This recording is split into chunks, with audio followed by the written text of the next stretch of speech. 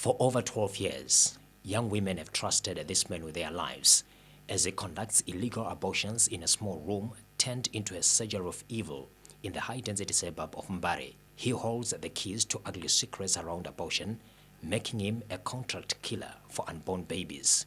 We went undercover to expose this crook, one in many who are fueling backyard abortions on young girls as young as 13 years old.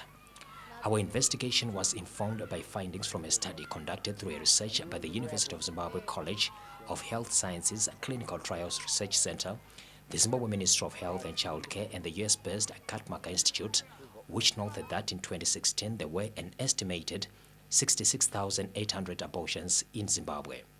What we wanted to know was who is supplying the abortion pills to support these clandestine activities. We could not go openly as journalists, so we had to find a girl who is supposed to have been impregnated by me and urgently needs an abortion. Our meeting confirms our fears, as this man is visibly drunk and yet insists the abortion can be done instantly. Monday, you said Monday. And I say Friday. Monday, you are cool. Friday, Sunday, Monday. Not true. And you go up with it. But how many illegal surgeries has he conducted in this state, and with what results? We agreed to go to the surgery, a small room with minimum lights, a bed and 20-liter bucket, which we are told women sit and bleed out the dead fetuses. With our camera outside, our only means to gather information was through an audio recording that exposes the horror that these walls have seen and are seeing on a daily basis.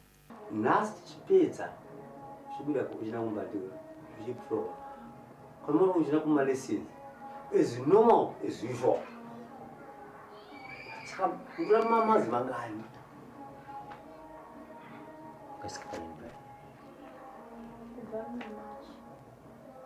Good. You're not talking. March in Swahili. End of March. End. As it to Baji? 23, 24. 22. Antanyura. Azvizoiteri ndoso andizotadzisosvara mupenyu.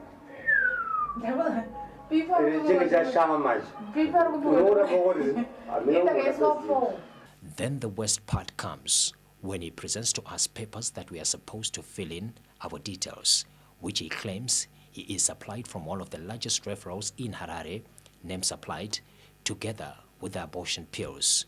Christine.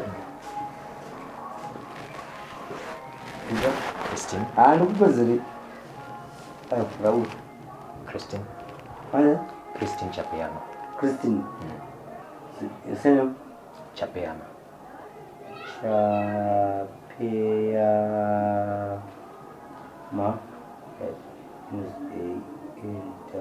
Use itinerary of what? Makore? I don't know. 21. Right. I eat it. This at 27. It's a shadowy underworld of unsafe abortions being conducted in Mbare, illegal yet thriving. There are bandages, drip water bottles, gloves and starches of pills. A drug is prescribed for us, rashly scribbled, but I managed to remember that it's misoprostol. We are afraid of blowing our cover, as we are now pestered for the full amount of $60. Eventually, we submit to the demand by paying $10, which he pockets as consultation fees. Reliving the moments in that room and the stress it caused in those few minutes, we can only imagine what the girls who have undergone the actual process have to live with. Akachitotaura kuti nhasi abvisa auraya mwana ane 7 months. Achitotaura kuti mwana wachona anga achitorimo mubhaketi. Abortion remains a hot topic in Zimbabwe, with no agreed position on a standing law crafted in 1977 governing what is termed as safe abortion. It doesn't cater for the mental health of women, and as well it doesn't look at other chronic illnesses like diabetes, like hypertension, like HIV. It doesn't discuss those issues. While the debate rages on, lives are being lost through unsafe abortions, with revelations that clandestine abortions are contributing to maternal medical complications. People have used hangers, from wire hangers to try and induce an abortion. People have used sticks. People have used any other object which they can to just try and poke out the pregnancy. And these are extremely dangerous methods, and lives have been lost.